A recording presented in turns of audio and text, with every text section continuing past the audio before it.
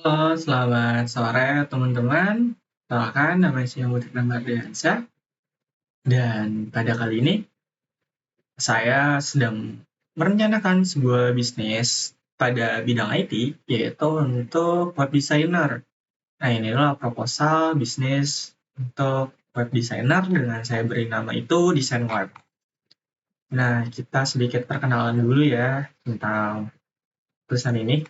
Nah, jadi usaha yang akan dibangun ini bernama Desain Web atau lebih dikenal dengan singkatan DW. Kenapa sih saya menggunakan singkatan DW gitu? Karena saya teringat dengan salah satu aplikasi untuk merancang web, yaitu Dreamweaver, atau anak IT itu dulu nyebutnya DW. Nah, kenapa saya memilih singkatan DW? Karena nama tersebut lebih familiar dan mudah diingat serta tetap trendy dan modern dalam dunia IT.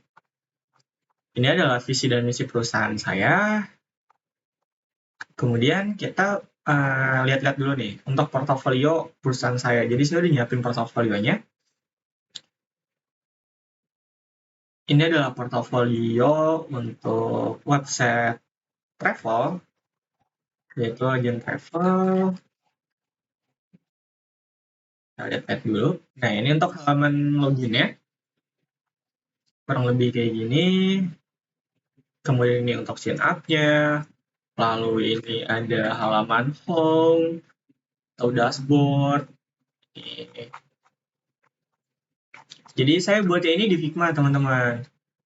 Kenapa di Figma? Kenapa nggak di Lemware? Karena menurut saya Figma ini karena perusahaan ini bekerjanya tim, jadi bisa ngerjain bareng-bareng dengan cara share.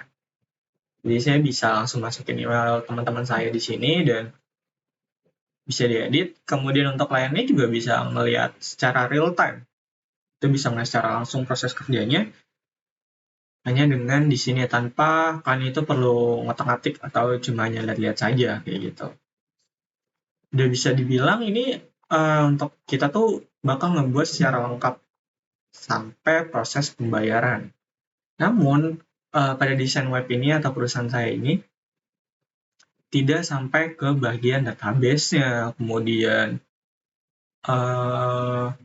pemrograman untuk PHP-nya, jadi hanya untuk tampilan HTML dan CSS-nya aja. Lalu gimana sih untuk membuat CSS-nya pada Figma ini? Kan ini cuma gambar-gambar doang ya. Oh, tentu aja. Kita bisa melihat di bagian inspect-nya ini nih. Jadi kalau misal kita ke bagian inspect, ini semua ada kayak gini.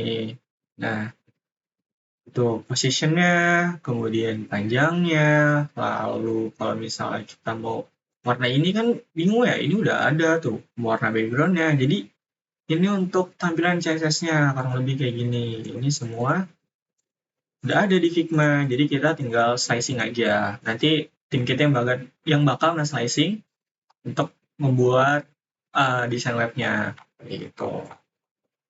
Jadi kita lihat-lihat dulu ya untuk prototipe-nya. Tentu saja ini bisa di prototype atau disimulasiin. Kita bakal ke halaman login nih. Nah, jadi kalau misalnya udah berbentuk website, kurang lebih tampilannya kayak gini. Ini untuk halaman loginnya, kemudian ini untuk sign up-nya, lalu ini dashboard untuk halaman home, kayak gini, atau untuk login, sign up, home buat as destination. Jadi ini halaman tampilan awal di saat user mengklik website tersebut.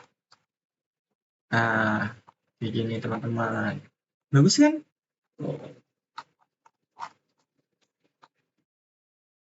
Kemudian kita bakal ngeliat ke botnya, kurang lebih kayak gini. Simple, minimalis, namun enak buat dipandang.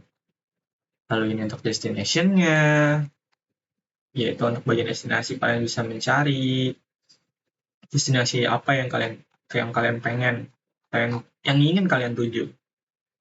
Nah, ini untuk bagian bookingnya, atau misal kalian klik salah satu destinasinya bakal muncul highlight atau asal muasal atau cerita tentang destinasi tersebut. Nah, ini itinerary atau jadwal keberangkatan segala macam, kalian ngapain aja, segala macam, kemudian meeting point, kalian mau jemput di mana, ini semua bisa dicek ketersediaannya.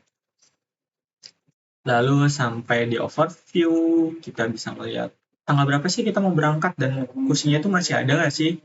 Kemudian ini adalah data pemesanannya, gitu. Dan ini untuk pilihan meeting point-nya.